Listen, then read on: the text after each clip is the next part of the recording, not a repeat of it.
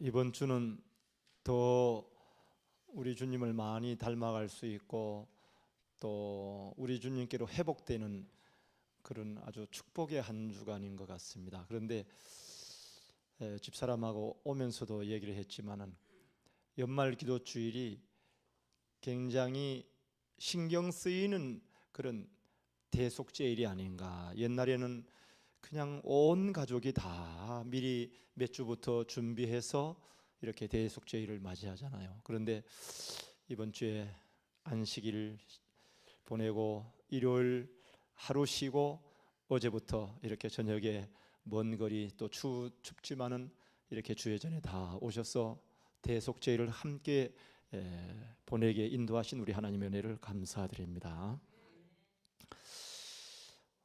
사실은 몇 주 전에 미리 광고가 되어서 사실은 이 대속제를 위해서 참 준비를 많이 해야 되거든요. 저희가 어렸을 때 또 젊었을 때 우리 부모님과 형님들을 통해서 배운 것은 가족 간에 잘못한 것은 서로가 다 그거는 물론 다 늘 재단을 쌓기 전에 해결해야 되지만 그렇지 못한 것이 있으면 혹시 있으면 이 대속제일에 부부 간에 자녀 간에 또 형제 간에 또 성도들 간에 회개할 것 있으면은 계산할 거 있으면 다 해야 됩니다.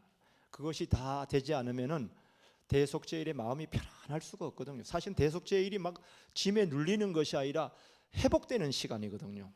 온 1년 동안에 덜 회복된 것, 덜 예수님을 생각하고 덜 주님께로 갔던 것, 이제는 그냥 오직 주님께로 가는 거거든요. 그래서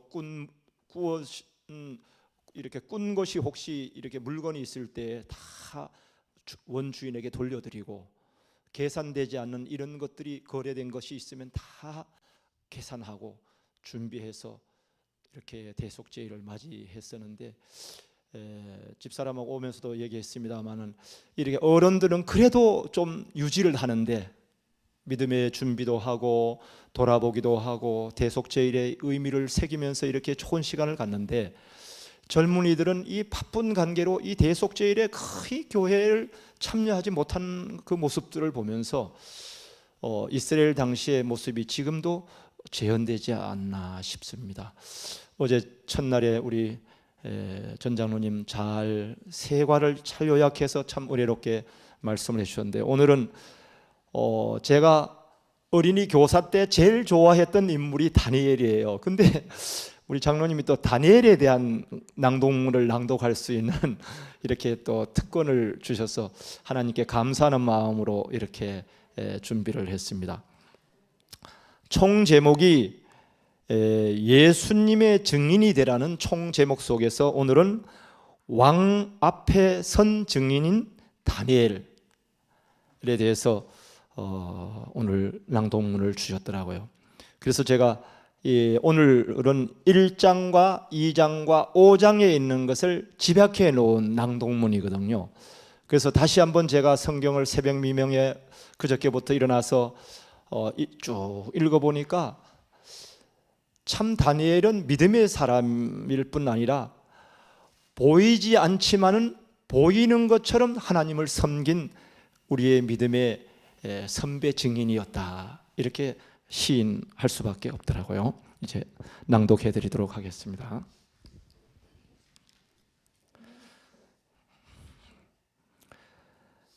역사를 돌이켜보면 신실한 자들은 언제나 정치적 영향력의 중심에 있었다.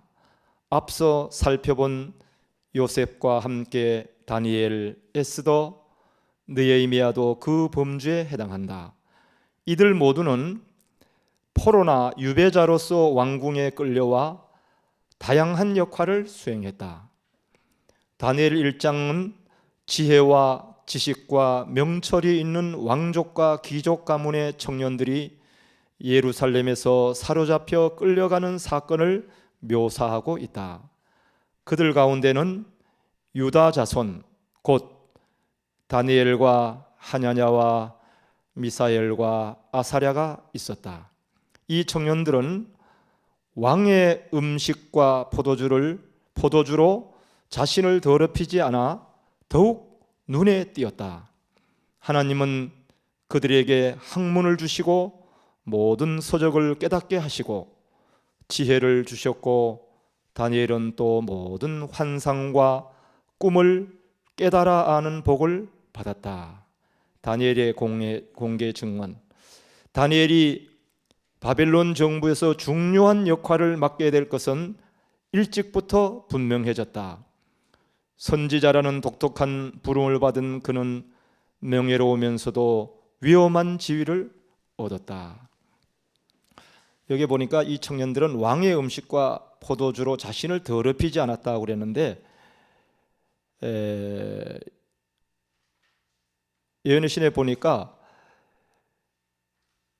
포로로 잡혀가가지고도 자기가 고향 땅에 있을 때 부모님과 함께 먹었던 그대로를 먹은 거예요. 우리는 호기심에서도 왕이 먹는 거 한번 먹어볼 수도 있었을 거예요, 그렇죠? 그런데 그렇게 하지 아니하고 습관을 쫓아서 부모님께 그대로 받은 그대로 그 음식을 좋아하기도 했고, 그 음식을 그 왕궁에 먹을 수 있도록 그렇게 부탁하고 또 허락을 받아서 그렇게 먹게 되었다는 것입니다. 근데 작은 음식 먹는 거, 한 번 먹는 거 아무것도 아닌 것 같지만은 원칙에 섰던 다니엘과 친구들의 아름다운 모습을 볼 수 있는 것 같아요. 다니엘 2장에 기록된 느부갓네살의 첫 번째 꿈에서 금머리로 표현된 왕은 어깨가 으쓱했다. 그러나 그의 두 번째 꿈은 그의 교만을 직접적으로 정죄했고, 하나님이 세상의 참된 통치자이심을 선언했다. 왕이 그를 불러 그 꿈을 해석하라고 했을 때 다니엘은 당황해서 어쩔 줄을 몰랐다. 세계에서 가장 위대하다고 알려진 이 제국의 왕에게 당신이 만약 태도를 바꾸지 않는다면 하나님께서 짐승으로 만들어 버리실 것이라고 선언해야 하는 것이다. 그러나 다니엘은 느부갓네살에게 하나님의 경고를 설명해 주는 것이 자신의 의무임을 깨달았다. 그 꿈을 해석한 뒤 다니엘은 이렇게 조언했다. 공의를 행함으로 죄를 사하고 가난한 자를 긍휼히 여김으로 죄악을 사하소서. 그리하시면 왕의 평안함이 혹시 장구하리이다. 이 공고는 갈대아 언어와 지혜와 문학을 수년간 연구하여 나온 것이 아니라 우주의 하나님에 관한 그 지식에서 나온 것이다. 인간에게서 나온 것이 아니라 우주의 하나님에 관한 그의 지식에서 나온 것이다. 안타깝게도 느부갓네살은 자신을 낮추지 않았고 그 예언은 이루어지고 말았다. 그의 광기는 그 자신이 하나님을 주권자로 인정했을 때 비로소 사라졌다. 다니엘의 현명한 조언은 느부갓네살의 후계자에게 성공적으로 전달되지 못했다. 벨사살이 다니엘을 불러 벽에 쓴 글을 해석하라고 했을 때 바벨론 제국은 멸망 직전에 있었다. 다니엘은 느부갓네살에게 공손했고 심지어 동정적이었지만 벨사살은 노골적으로 하나님을 대적하며 느부갓네살에게 주어졌던 그 경고를 무시했다. 그를 향한 다니엘의 말은 날카로웠다. 벨사살 왕이여, 왕은 그의 아들이 되어서 이것을 다 알고도 아직도 마음을 낮추지 아니하였도다. 그날 밤 바벨론 도성과 벨사살이 무너졌다. 거대한 동상에 대한 느부갓네살의 꿈에서 보여진 대로 바벨론을 대신해 또 다른 왕국, 즉 메데 페르시아가 일어났다. 다니엘의 개인적 증언. 다니엘은 메데 왕 다리오의 새 왕궁에서 그의 왕국 전역을 다스리는 새 총리 중 한 사람으로 계속 봉사하였다. 그는 마음이 민첩하여 총리들과 고관들 위에 뛰어났다고 묘사되어 있다. 그의 대적들은 다니엘의 행동이나 직무에서 흠을 찾고자 했으나 정말 그들은 아무것도 찾을 수 없었다. 그가 충성되어 아무 그릇됨도 없고 아무 허물도 없었기 때문이다. 그들이 다니엘의 잘못을 고발할 수 있는 유일한 방법은 그가 지킬 수 없게 될 게 분명한 법을 고안해내는 것이었다. 그것은 바로 30일 동안에는 누구든지 왕 외에 다른 신에게나 사람에게 구하지 말라는 것이었다. 이 법을 어길 때 받는 형벌은 사자굴에 던져지는 것이었다. 왕이 그 조서에 서명했다는 소식을 들은 다니엘은 자기 집으로 돌아왔다. 그는 이제 더 이상 청년이 아니었다. 그는 권세를 지닌 타락한 통치자들과 관리들을 오랫동안 지켜보았다. 그는 그 제국의 진인함과 왕에게 불복종한 자들의 운명에 대해서도 잘 알고 있었다. 이제는 너무 늙었어 라면서 그는 창문을 닫고 기도할 수도 있었다. 결국 이것은 자기만의 개인적인 일이었다. 그러나 다니엘은 만왕의 왕께 신실했고 그가 지키는 율법은 인간이 고안해낸 그 어떤 것보다 더 중요한 것이었다. 다시 한번 읽어드리겠습니다. 다니엘은 만왕의 왕께 신실했고 그가 지키는 율법은 인간이 고안해낸 그 어떤 것보다 더 중요한 것이었다. 다니엘은 예루살렘을 향하여 창문을 열고 하루 3번씩 무릎을 꿇고 기도했다. 공모자들이 경쟁자를 제거하기 위해 그를 지켜보고 있다는 사실도 알았을 것이다. 왕은 조서에 기록된 형벌로부터 다니엘을 구하려고 했었지만 결국 그는 사자굴에 던져지고 말았다. 다니엘의 신실함은 이미 그 왕궁의 모든 사람에게 알려져 있었다. 그러나 그는 사자굴에서 구출됨으로 그가 섬기는 하나님이 지극히 높으신 하나님이시며 그의 성공과 생명이 하나님의 은혜와 개입의 결과임을 원수들에게 입증하였다. 다니엘은 왕을 잘 섬겼지만은 하나님을 더 잘 섬겼다. 다니엘은 왕을 잘 섬겼지만 하나님을 더 잘 섬겼다. 다니엘을 통한 하나님의 계시로 두려움을 느끼고 겸손해진 느부갓네살처럼 다리오 왕 역시 다니엘이 구출된 후 모든 사람에게 하나님을 경외하라는 조서를 내렸다.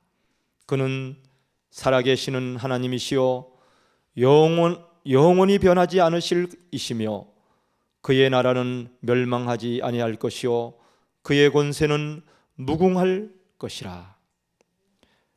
카르로스 엘리아스 모라라는 이렇게 진술한다. 하나님은 포로들을 사용해 바벨론과 메데 페르시아의 한가운데서 강력하게 증언하셨다. 하나님의 백성이 실패하여 다니엘과 친구들이 포로가 되었지만 이런 일은 자신의 성품을 열방에 나타내려는 주님의 목적에 어떤 장애도 될 수 없었다. 다니엘은 공직 생활이나 사생활에서도 왕실의 최고 위층 사람들에게 복음을 전했다. 그는 탐욕이나 권력욕 때문에 타락하지 않았다. 그의 정치적 성공은 그의 삶에 임하신 성령의 역사와 그에 따르는 신실한 봉사에 비롯됐다. 그는 불신자들에게 선지자가 되었고 자신의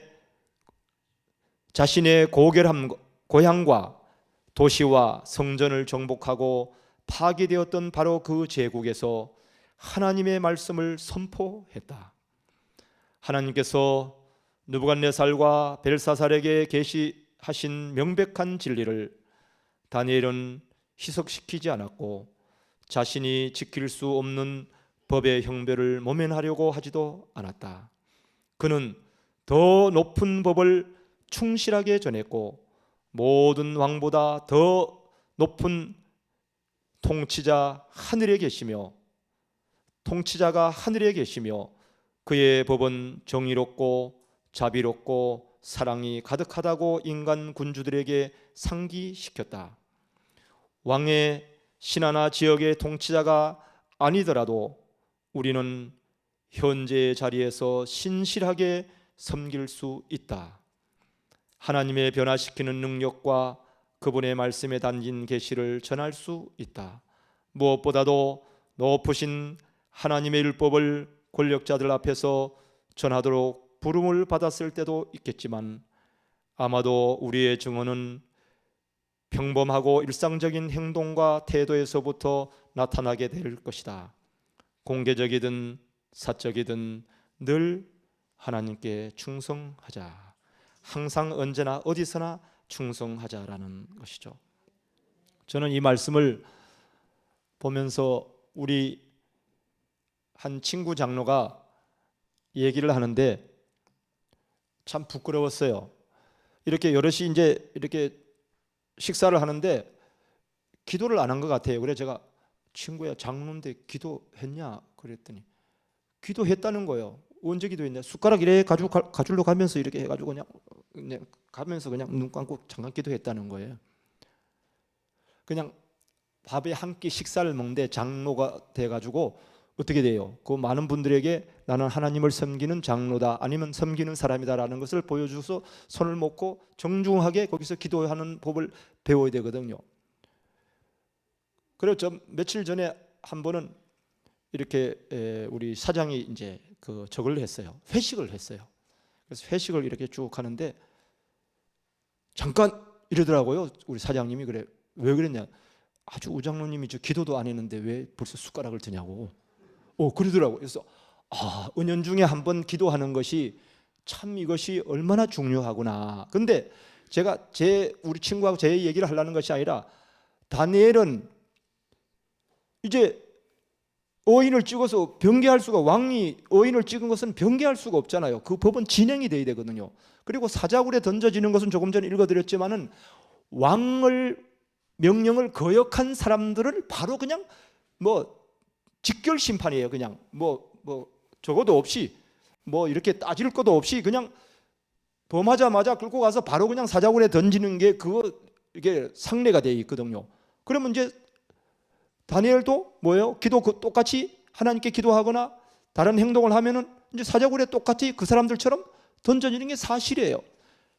그래서 이제는 나이도 늙고 이제 총리도 이제 하지 말라고 안 하면 되지 이러면서 조금 전에 읽어드린 대로 그냥 문을 닫고 그 사람들 대신들이 보지 않게 그냥 기도 이렇게 할 수도 있었잖아요. 그런데 그렇게 하지 아니하고 예루살렘 하나님의 성전을 향해서 문을 활짝 열어놓고 아마 더 큰 소리로 기도했을 것 같아요. 모르기는 해도. 어떤 목사님이 다니엘의 설교할 때 그런 이야기를 하시더라고요. 너들 살아계신 하나님께 기도하는 것을 한번 들어라 이러면서 막 더 크게 아마 기도했을 거라고 용감하게. 그러니까 집 멀리서 봤는데도 그 기도한 걸 다 알았잖아요. 그리고 우리가 1장에서 2장, 3장, 4장 쭉 우리가 읽어보지만은 너무 감동적인 것은 죄수들을 이렇게 사자굴에 던지려고 가서 던지는데 그 사자들은 먹이를 주지 않습니다. 왕의 어명을 어긴 사람, 왕궁의 그 법례를 어긴 사람들만 거기다 던지잖아요. 그러니까 던질 때만 얻어먹으니까 굶어서 그냥 사나운 그런 사자들이잖아요. 근데 다니엘이 떨어질 때 어떤 목사님이 설교할 때 그랬어요. 사자들이 이상한 사람 막 빛이 나는 사람이 떨어지니까 도로 놀래가지고 사자들이 이렇게 도로 이렇게 벽 쪽으로 다 도망을 갔다는 거예요. 그 전에는 어때요? 죄인이 땅에 떨어지기도 전에 흙도 묻기 전에 그냥 다 삼켜버렸다고 그랬잖아요. 근데 다니엘이 떨어질 때는 어때요? 다 사자들이 놀래가지고 다 도망. 하나님의 능력이잖아요. 그냥. 근데 우리는 어때요? 겁을 내잖아요. 어디 가서 나는 제7일 안식일 예수 재림 교인입니다 하는 증인의 역할을 해야 되는데 그렇게 하지 못하고 부끄러워하는 그런 게 혹시 저나 우리 모두가 있었다면 이제는 어떻습니까? 다니엘처럼 또 여기 말미에 있었던 말씀처럼 우리는 어떤 권력자들이나 높은 명예를 가진 사람이나 어떤 사람들 앞에서라도 담대하게 하나님께 충성하는 것을 증인으로서 그 아름다운 다니엘의 모습을 현대의 작은 다니엘로서 나타내야 된다는 것입니다. 네. 그래서 이번 주간에는 보니까 증인이 되라 그랬는데 이 증인은 어떻습니까? 자꾸 전해지잖아요. 증인은 나타내줘야 되잖아요. 그죠? 그래서 이번에 안매 저와 기례교회 모든 성도님들이 우리 주님의 참된 증인으로서 이 마지막 때에 썩어져 부패해가는 세상에 그들을 생명의 근원 되시는 예수님께로 인도할 수 있는 그런 증인의 역할을 다 하라고 안매 이 말씀을 주신 것 같습니다. 저와 우리 모든 분들이 그렇게 이번 주간 한 주간 동안에 결심하시고 믿음의 결심 속에서 우리 예수님을 더 많이 만나고 더 기도 많이 하시고 더 주님께로 회복되는 그런 한 주간이 되셔서 하나님의 준비된 넘치는 축복을 충만히 경험하시는 한 주가 됐으면 참 좋겠습니다. 이제 제 자신의 모든 죄악과 또 꼭 주님 앞에 은밀하게 기도드려야 할 기도들을 우리 잠시 동안에 개인기도 하시면서 다 마친 다음에 주님께서 가르쳐 주신 기도로 마치도록 그렇게 하겠습니다. 개인기도 드리시겠습니다. 음악 좀 우리 집사님 쪽 틀어주세요.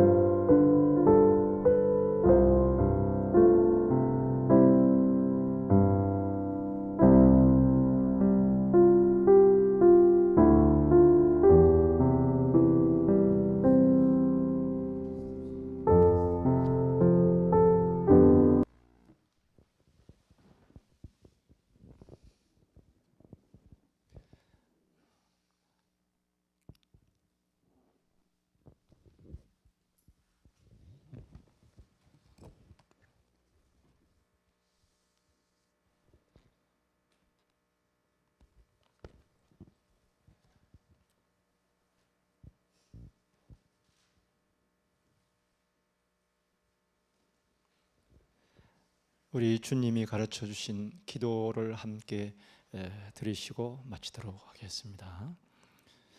하늘에 계신 우리 아버지시여, 이름이 거룩히 여김을 받으시오며 나라임하옵시며 뜻이 하늘에서 이루어진 것 같이 땅에서도 이루어지리이다.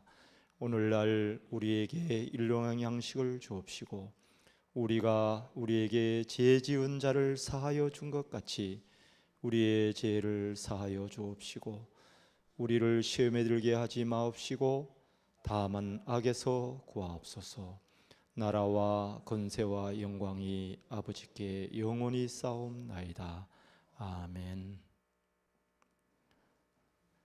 어두운 밤길 조심히 돌아가시고 내일 뵙도록 하겠습니다.